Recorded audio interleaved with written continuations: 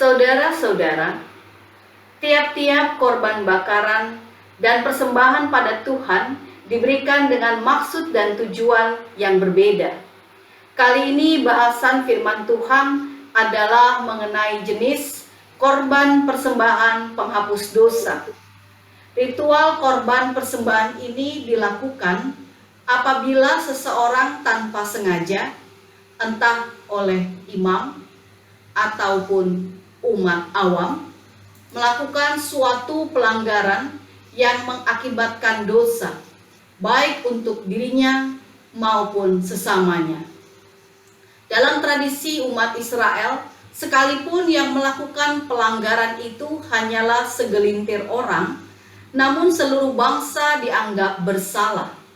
Mereka harus segera melakukan ketetapan hukum persembahan korban penghapus dosa sebagai bentuk kesediaan diri membereskan dan memperbaiki kesalahan yang diperbuat. Hewan korban yang dipersembahkan adalah seekor lembu jantan muda.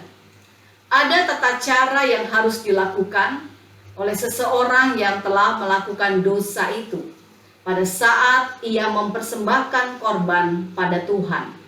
Mari kita memperhatikan apa yang tertera dalam ayat 13 sampai 21 dalam bacaan kita. Pertama, lembu itu dibawa ke depan pintu kemah pertemuan. Kedua, kemudian para tua-tua umat yang menjadi perwakilan segenap jemaah harus meletakkan tangannya ke atas kepala hewan itu. Tindakan itu menjadi tanda ikatan dan keterwakilan dari orang yang bersalah dengan hewan yang akan dikorbankan. Pemahaman sederhananya, si hewan itu menjadi media penebus salah. Ketiga, hewan itu harus disembelih di hadapan Tuhan. Artinya dilakukan pada saat itu juga di hadapan orang. Keempat, darah hewan korban yang tercurah itu dibagi dua bagian. Imam yang diurapi atau dalam hal ini yang bertugas membawa sebagian darah ke dalam kemah pertemuan, tepatnya ke ruang yang terdapat tirai penyekat tempat kudus, yaitu tempat tabut perjanjian diletakkan. Kelima, si imam mencelupkan ujung jari-jarinya dan memercikannya ke arah ruang tempat kudus itu sebanyak 7 kali. Angka 7 merupakan nilai sakral bagi umat Israel, yakni lambang kesempurnaan. Ketika si imam memercikan darah itu sebanyak 7 kali, maka maknanya adalah tindakan kesempurnaan itu dilakukan di hadapan Tuhan. Keenam, sesudah itu si imam membubuhkan sedikit darah ke tanduk-tanduk di mezbah yang ada di pelataran kemah pertemuan. Dan ketujuh, sisa darah dicurahkan ke bagian bawah mezbah di mana hewan korban diletakkan. Kedelapan, bagian lemak harus dipisahkan dari tubuh hewan korban dan dibakar habis bersamaan dengan bagian tubuhnya.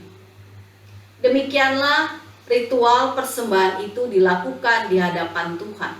Dengan begitu segenap umat memperoleh pengampunan dari Tuhan Allah atas kesalahan yang dilakukan secara tidak sengaja. Hal-hal yang termasuk dosa yang tak disengaja lainnya bisa dilihat dalam Imamat pasal 5 ayat 1 sampai 4. Misalnya, orang yang menolak menjadi saksi atas kejahatan yang dilihatnya, kenajisan karena menyentuh binatang yang najis, terkena kenajisan yang berasal dari manusia, atau bersumpah teledor. Saudara-saudara, mengapa Tuhan memberikan pengajaran tersebut beserta dengan sanksi atas pelanggaran yang dilakukan dan bagaimana cara untuk memperbaiki kesalahan? Tujuannya supaya umat Israel tahu cara mempraktikkan hidup kudus, hidup yang sesuai dengan kehendak Allah. Imamat pasal 19 ayat 2 berkata, "Kuduslah kamu, sebab aku Tuhan Allahmu kudus." Kata kudus dalam bahasa Ibrani menggunakan kata kados, berarti memisahkan atau keterpisahan. Peristiwa keluaran dari Mesir adalah tindakan Allah untuk memisahkan umat Israel dari bangsa Mesir yang tidak kudus. Dalam pengembaraan mereka di Gurun Sinai, Tuhan menurunkan hukum dan peraturan melalui Nabi Musa supaya mereka belajar menerapkan pola hidup dalam kekudusan. Salah satu ciri hidup kudus adalah mereka hanya mengenal satu Allah yang esa, Yahweh Allah Israel, yang disembah di dalam roh dan kebenaran, dan menerapkan sikap kasih pada sesama. Melalui praktek persembahan korban ini, khususnya korban penghapus dosa, maka umat Israel dan juga kita menyadari pentingnya hidup dalam kekudusan Allah, tidak melanggar ketetapan yang sudah digariskan. Dalam setiap perkara kehidupan, umat perlu mengedepankan kasih pada Allah yang terwujud pada kasih untuk sesama manusia.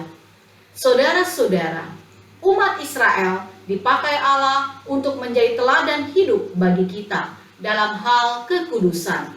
Kita perlu mengetahui dan memahami sikap perbuatan mana yang benar dan mana yang salah.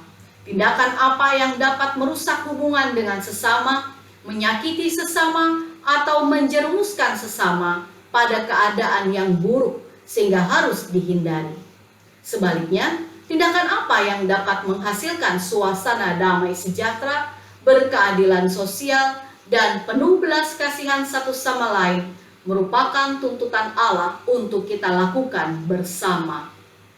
Hubungan baik yang tercipta dengan Allah akan menghasilkan relasi yang baik kepada sesama. Saudara-saudara, hidup kudus di tengah dunia postmodern saat ini memang banyak tantangannya. Kita bisa berhadapan dengan kebencian, diasingkan, dikucilkan, diremehkan, atau dijegal oleh pihak lawan yang menyukai arus kehidupan duniawi. Sebab itu, diperlukan kemauan dan komitmen yang kuat dari diri kita sendiri agar tidak tergerus oleh tantangan dan rintangan itu. Tuhan mengaruniakan hikmat dan membekali kita dengan Roh Kudus agar kuat dalam iman untuk menghadapi bahkan mengalahkan segala tantangan itu. Tuhan Yesus mengutus kita supaya kita menjadi serupa dengan gambaran dirinya dan bukan menjadi sama seperti dunia ini. Yakinlah bahwa saat kita hidup kudus, maka kita memperoleh kemuliaan sorgawi. Hidup kekal di dalam Yesus Kristus, Sang Penebus. Amin.